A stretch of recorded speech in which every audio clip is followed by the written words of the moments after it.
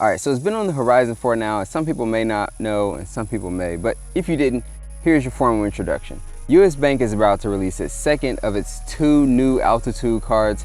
They recently released the Altitude Go card, which I made a video on. If you want to check that out, I'll probably have a title popping up right about now. Yeah, if you want to check that video out. But they're also about to release the Altitude Connect card, which is supposed to be the step up, the big brother to this. We could be getting a new duo. Depending on how they implement this, we could be getting a new trifecta. Let's talk about it.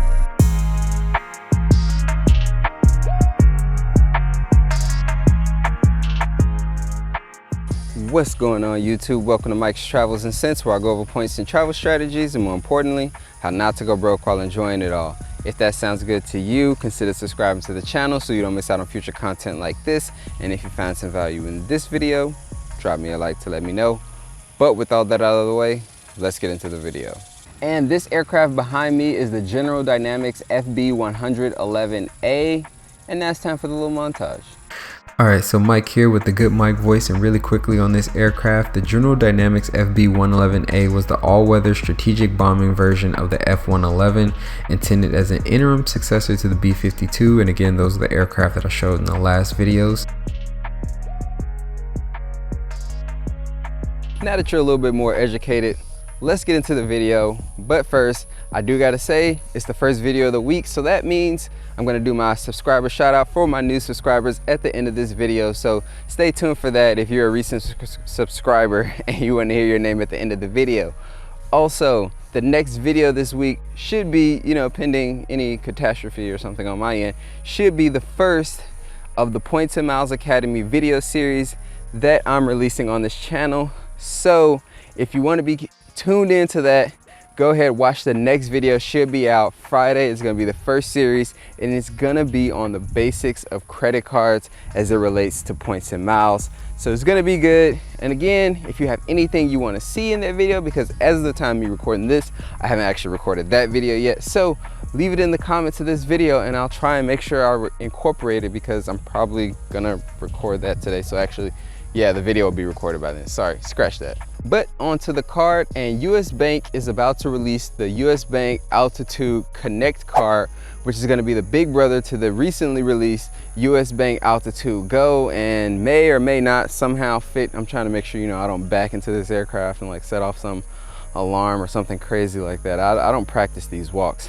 But anyway, yeah, they're about to release the US Bank Altitude Connect. It was actually supposed to be released in March, but some stuff kind of started happening that which will not be named. Yeah, but all that happened, so it got pushed back, which is why the US Bank Altitude Go got released first back in June, I believe. And so this card is actually supposed to be coming out sometime between August and September. That date hasn't been, confirmed yet, but that's what it's looking like on the horizon.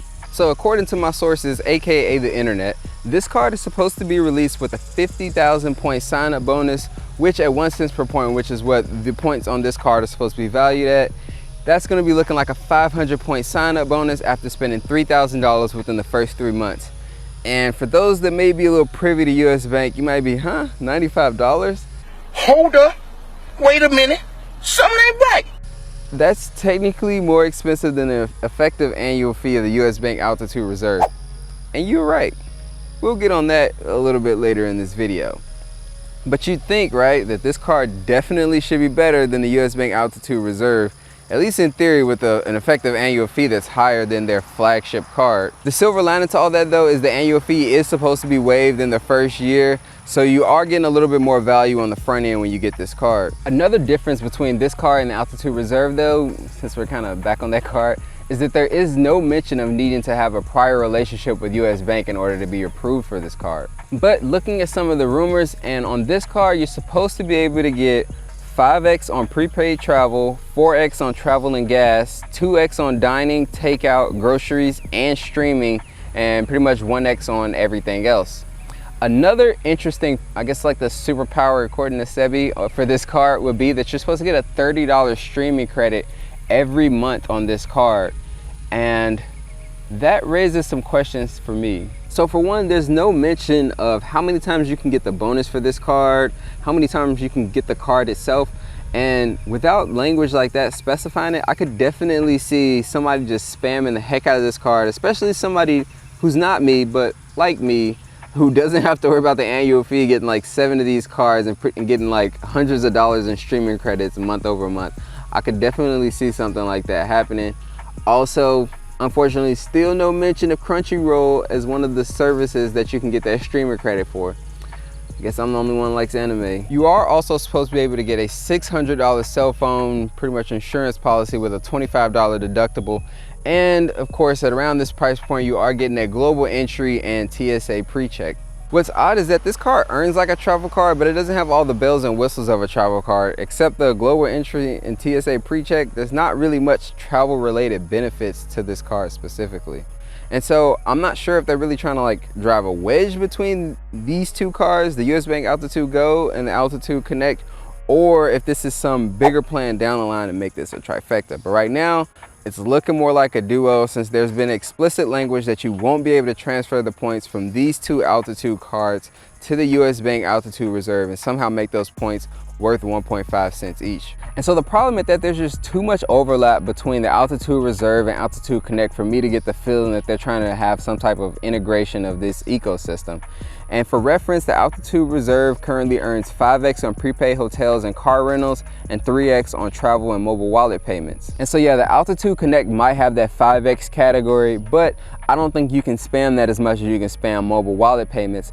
Also, you can't forget that the Altitude Reserve's points are worth 1.5 cents each on top of that. So the points are already worth more on the card. And I can't lie, it's gonna be really disappointing if the Altitude Connect comes out and we have both of these Altitude cards comes out and they're explicit that these cards are not meant to work or play nice with the Altitude Reserve, because it really just brings back the feelings of how the CSP and the CSR, the Sapphire Reserve and Sapphire Preferred, could be great duos together, but Chases somehow or for some reason position these cards to not be complementary at all. And so unfortunately, unless you're really planning on making this a duo, which is possible because the Altitude Go doesn't have an annual fee and this card has the $95 annual fee, unless you're planning on doing this as a duo, I think it's a pretty hard sell, considering the effective annual fee of this duo would be more than the effective annual fee of getting the US Bank Altitude Reserve, which has a higher point value, and you get those mobile wallet payments at 3x, which again, I think is a very, very lucrative category.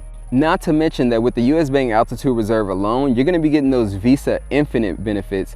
And there's a pretty sizable gap between Visa Infinite and Visa Signature. And if you don't believe me, you can go look on Visa's site and see the pictures that they use for the two different card categories. And you can see they're promoting to two completely different lifestyles. But what do you all think? Will you be getting this card? Am I missing the mark? Is this like the newest thing? Is this gonna be the best duo? What do you guys think? Let me know in the comment section down below. All right, so before I wrap up this video, I do wanna do my subscriber shout out, and shout out to Pablo W. Colon Lopez. He's, again, the only subscriber I could actually see, even though I've gained a few subscribers since the last video. But shout out to you, thanks for subscribing. Hopefully you're enjoying the content, and drop a comment in the comment section below if you made it to the end of this video. But that's where I'm gonna wrap this video up. So as always, if you found some value in this video, go ahead, drop me a like to let me know. And if you wanna be sure to catch more content just like this in the future, subscribe to the channel and hit that notification bell so you're notified when I do upload. But as always, the only thing more valuable than your points is your money, and the only thing more valuable than your money is your time. But until next time, peace.